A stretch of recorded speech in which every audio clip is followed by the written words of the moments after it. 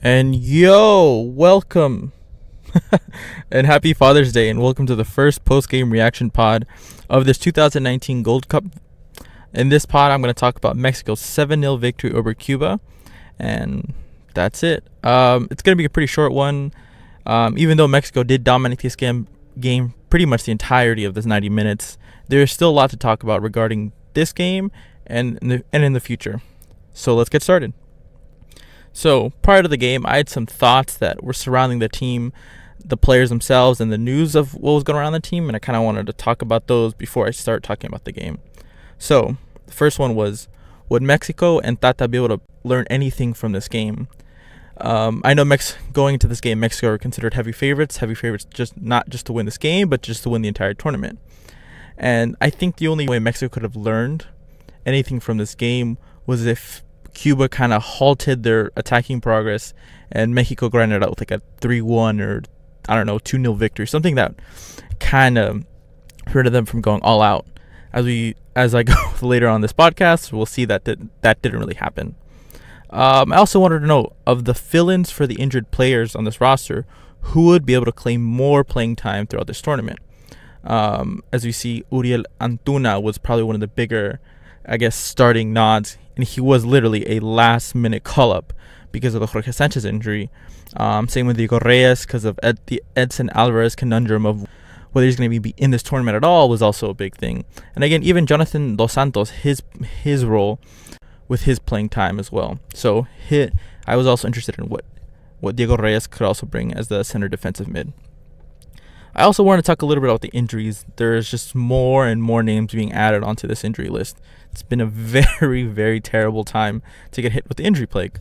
Again, Jorge Sanchez, who I believe was strained his calf or something like that, is now out for the tournament.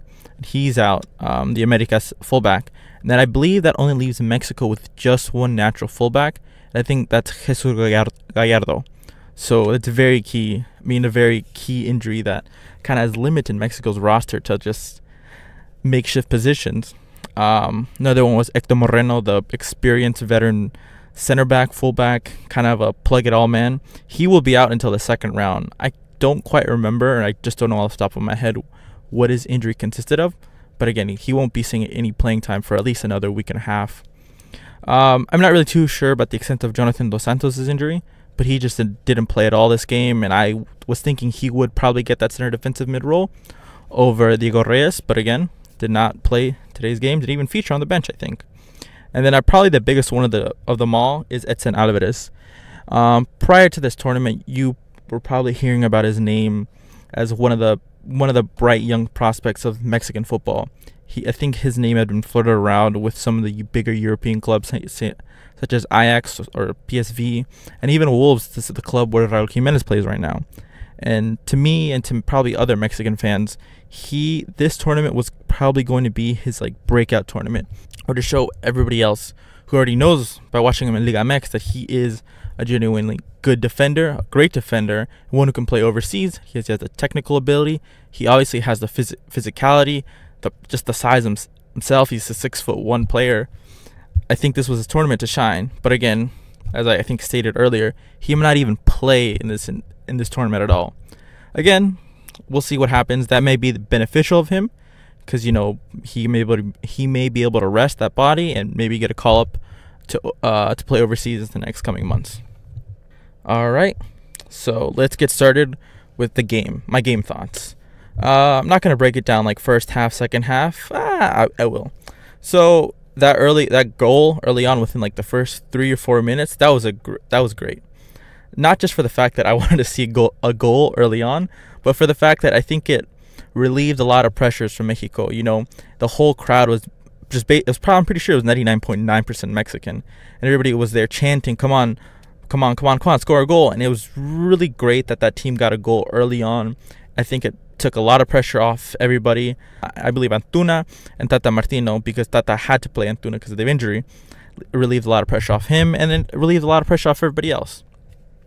But after that goal, I think Cuba kind of made a defensive wall and kind of just stymied any. I wouldn't say they stymied any of Mexico's attacks, but the Mexican attackers really didn't provide anything in the face of finishing. There were a lot of opportunities, there were a lot of crosses, a lot of chances, but again, something was off, and I feel like they were forcing it a bit for the next like 20 to 25 minutes. I think Raul Jimenez had like 3 or 4 shots or 3 or 4 opportunities to score, and then I think he just kind of whittled them away. I think the biggest one was the one in the 28th minute where I think want to pull up my notes, but this was key because I thought this is when I was screaming at the TV like pendejo. What is it? There's I think the 28th minute. Again, a great breakaway. I think Charles Rodriguez provided the pass, just a through ball that cut Cuba's defense like butter, and he just kind of had a heavy touch, and then he didn't really do anything much with it. So I thought I was kind of getting concerned, and I was thinking, well, maybe the pressure's getting to Raul Jimenez because, you know, he is the star of the team. He's one of the more, I guess, experienced players. He did just come off a great season with Wolves in the Premier League. Well, he is probably going to be preyed upon. Well, not preyed upon. He's probably going to be the main focus of the Cuban defenders, and the pressure of everybody in the crowd, everybody in the stadium, everybody just everywhere was, I think, in my opinion, was getting to him. But it didn't seem like that. Or that was my fear, that the pressure would get to him. But again, alas, it was great because a couple minutes later, Raul Jimenez finally scored that goal. It was, again, from another Cuban mistake. It was a decent pass from Andres Guardado, a weak one, I would say. But I wouldn't even call it weak. It was a good pass from Guardado to, again, see the line through Cuba's defense. And again, now at this point, I can kind of criticize. The Cuban defender should have just booted it and cleared it out. I don't know if the Cuban defender touched it and then it just went off his shoe, or if he just completely whiffed and missed. But I mean, you can't give that opportunity if you're Cuba to Raul Jimenez, who just slaughtered it in. And that was great. You know, a lot of the pressure was off Raul Jimenez being that star player. After that, I think the floodgates started opening because Mexico scored another 2 goals within the next 14 minutes. We had another goal from Diego Reyes. Again, another Raul Jimenez mistake, or not, another Raul Jimenez shot that was blocked by the Cuban goalkeeper. But again, Reyes was right there to scoop it up. And then at that point, it was 3. To me, it was 3 Cuban mistakes. So I was kind of not too sure, but I wasn't really pleased with these goals. They were just like, oh, okay, mistakes from Cuba. I thought Mexico had better opportunities to score throughout the game. But I think goal number 4 was my favorite at that point. This was a great through ball to find Raul Jimenez, and again it cut that Cuban defense like nothing, like fume, like a salty steak. Sounds disgusting. Never mind.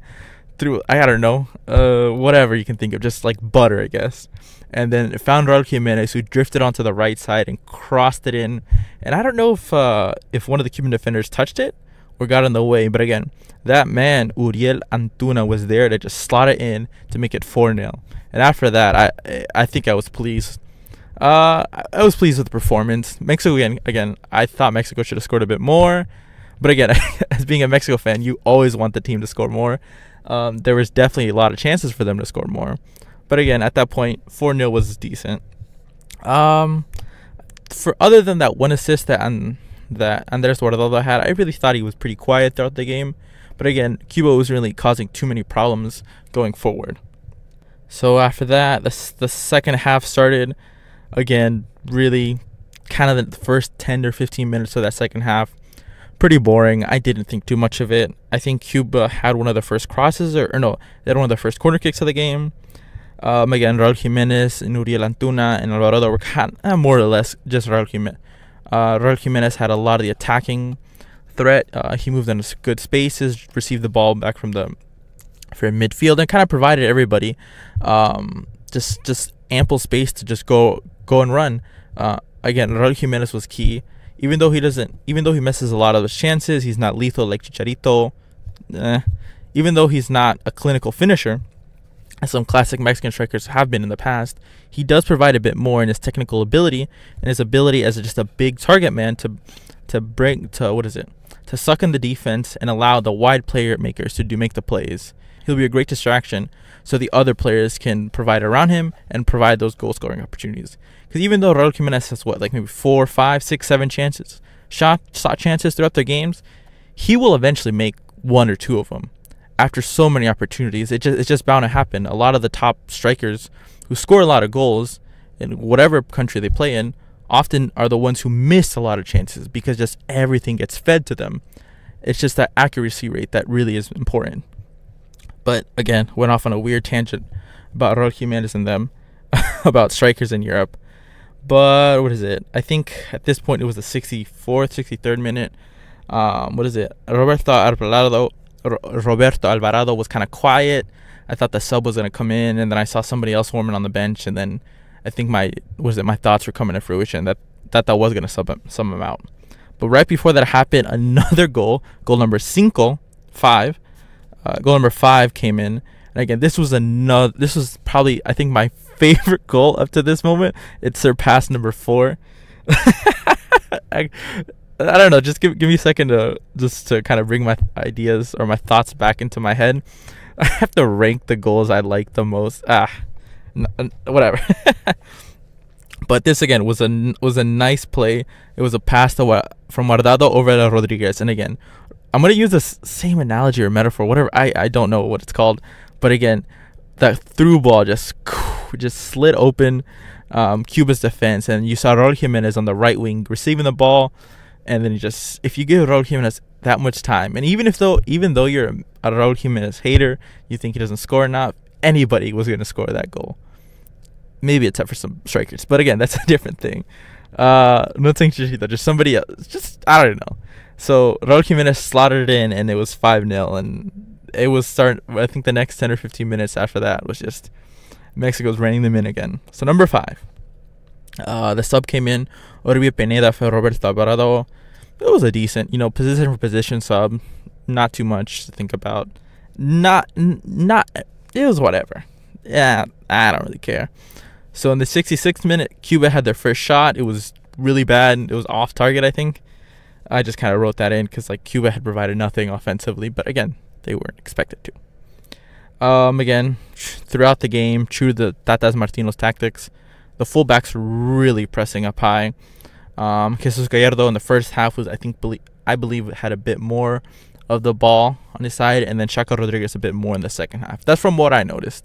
I know Gallardo did provide the cross for the first goal that Raul Jimenez kind of just didn't slot it in right away, but for Uriel Antuna it slotted in. But again, they were pretty good, both of them. In the 71st minute, Raul Jimenez came out. This time it was for Alexi Vegas of Chivas. He kind of looked shaken up. I think he tried to do a chilena, but one of the Cuban defenders kind of hit him, and I think in the abdomen, and they took him out. It's a good thing. Mexico cannot suffer another injury to their probably their best and their star player this tournament. And then after that, 3 minutes later, goal number 6 by Alexi Vegas. Again, this was I'm gonna do a ranking of all the goals, but ranking of all the goals. This was another great pass. Oriel Pineda, who found Altuna on the right hand side, and he sucked in the Cuban defender, the 2 or 3 Cuban defenders over there, and he just slotted it in. Wasn't selfish, and provided an easy tap into Alexis Vega for goal number 6. I think Univision made a comment that he should have celebrated Uriel Antuna, but I don't think too much of it. Everybody scoring goals at that point. It was whatever. What is it? That we had another sub, Cesar Montes for Salcedo. Oh, and then a couple minutes later, Cuba had their first shot. It was actually a decent one. It hit the post. I think the Cuban defenders were arguing whether it should have been a corner because Mochoa hit it, but it was whatever. A couple minutes later, goal number 7, and this would be the last goal of the game. This probably wasn't the best one. It was or my favorite list on my favorite, but it was a decent shot. It was an okay goal. I think it was okay because it would happen to be Uriel Antuna's hat-trick goal. So it came from a nice pass or a nice dip pass from Alexis Vegas, and allowed Oribe Pineda to just kind of drift into the center area, take a shot. It was a good shot and a really good save by the Cuban goalkeeper. But again, that man, Uriel Antuna, was there and just swiped it in for that hat trick. Very good. I think there's a stat that Ochoa had more touches in the box than the opposing strikers did for Cuba. And then after that, I think another save by the goalkeeper from Cuba in the 89th minute. I think Mexico was really trying to make it 4, as they should have. 4 in the first and 4 in the second half is what I mean. And then, yeah, the game was over. My initial thoughts were they played pretty well. I thought they were a bit sloppy in the first half. Those were my initial thoughts, like right as the game ended. That they played pretty well. They didn't play exceptionally well. Sloppy in the first half. Cuba gifted them 3 goals. Played way better in the second half. A lot of long diagonal passes. And then Cuba had like 1 or 2 chances. As I went through the highlights again and watched a little bit of the game a bit more, Mexico just pretty much dominated throughout the entire game. Other than from minute 5 to before the second Jimenez goal, or the second goal by Raul Jimenez, that was kind of just, Mexico was just stymied. Cuba just really held it in. But after that, the floodgates opened up. So that was a recap of the game. So now I want to go back to my pregame thoughts I had initially at the start of this podcast. Oh, I did want to point out some things. Sort of the things I liked throughout this entire game. I like that Mexico showed their dominance early on and just put a complete stamp on it. It was great that they scored a goal early, within the first 5 minutes of the game. Had that little sluggish period for 25 minutes. And after that, they just they stymied Cuba out. It was really nice to see that Mexico just didn't slump their way selves, didn't slump into a big victory. That they just weren't just chugging along. That they just put the gas on the pedal and they just blew out Cuba. That was really nice to see. Because if it would have been 1-0 going into the first half, I'm pretty sure a lot of the crowd and the Rose Bowl would have gone on the players, and that could have created a tumultuous or very kind of toxic atmosphere into the stadium. It was really good that they blew them out right away. What is it? Another thing I really enjoyed, probably the biggest thing anybody could have enjoyed, was that no one else got injured. It was really, really pleasant seeing nobody else got injured. The 2 warm-up games leading up to this Gold Cup, what I think Mexico losing player after player every couple minutes on the pitch, and it was really nice to see nobody got injured. It was very happy to see that Tata, after Raul Jimenez had got shaken up from the failed Chilena, that he took him out and then it said, "Your night's over. Let's not get a hat trick. Let's not get injured. Let's just call it a night." And that was good. Probably the biggest thing, biggest takeaway from this game is that nobody got injured. What else? A player that surprised me was probably the one who had the hat trick, Uriel Antuna. Definitely didn't think he was gonna start, or definitely didn't think he should have started. And when I did see that he did get the start, definitely didn't think he was gonna have the biggest impact on the game, other than Raul Jimenez. Of the 2 wingers that I saw, which is Roberto Alvarado and Uriel Antuna, I thought Alvarado was going to be the one to shine. He's a 20-year-old winger for Cruz Azul or Pachuca. Don't remember off the top of my head. There's a lot of more hype and attention towards him. And then because Uriel Antuna was literally a last-minute call-up, Univision said that he had to get his credentials right before the game started because he was one of the players cut. But so definitely didn't think he was going to have the impact. Definitely didn't think he was going to put a stamp on the game. And I think he definitely showed that he should be considered not as a starter per se, because I think once I forgot to mention Rodolfo Pizarro's the injury, but I think once Rodolfo Pizarro comes back, he'll definitely be the starter instead of Antuna. But he definitely showed that he could be considered as a super sub. So that was really nice to see Antuna step up and take that spotlight. What players didn't take the opportunity to shine? Again, not really anyone, because I don't think you could learn too much from this game. I would say Roberto Alvarado, because he could have had a goal. Again, he was pretty lively up and down. He was okay, but he didn't score. He didn't make that, recognizable impact that Antuna had. Because, 3 goals and 1 assist, and I think 5 goal involvements definitely does puts everybody's eyes on that player. But again, I don't think we should take too much from Roberto Alvarado's game today. So man of the match, I think there's 2 options. It's either got to be Raul Jimenez or Uriel Antuna. I'm going to make a quick case for each one of them, and then I'll pick, and then you can decide from wherever you're listening. So I'll go with Raul Jimenez. So Raul Jimenez got everybody involved, along with his 2 goals that he had. He was the body that Cuba went after.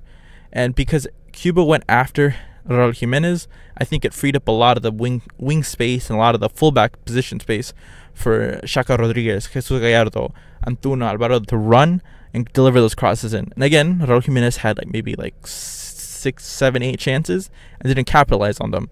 But again, there wouldn't be those chances if he didn't distract the Cuban defenders with his quality and with his technical ability. So that's very important. Again, against probably bigger or better opponents, he will need to score those goals. But again, he'll provide the same attributes he has provided in this game, and he'll get the wing positions more freed up because of him. Antuna scored a hat trick, last minute call up, had an assist. Overall was pretty good. He was very lively up and down in that final third area, was in and around the box, provided everything, just had a perfect game. Probably the best game you could have honestly to start a Gold Cup. So again, based on that, I'm gonna have to give it to Antuna because again, shined. You could visibly see it in the stat box. You can see it on the field. Great story, good game. I guess I did make some negative notes regarding Mexico, when they can be exploited defensively. The way they can be exploited is because of the tactics, not because of the players so far. Because I haven't really seen any team other than probably Chile, kinda, and then Venezuela sometimes, and probably Ecuador and Chile in those 2 games were probably the only ones where I saw that Mexico could have been exploited.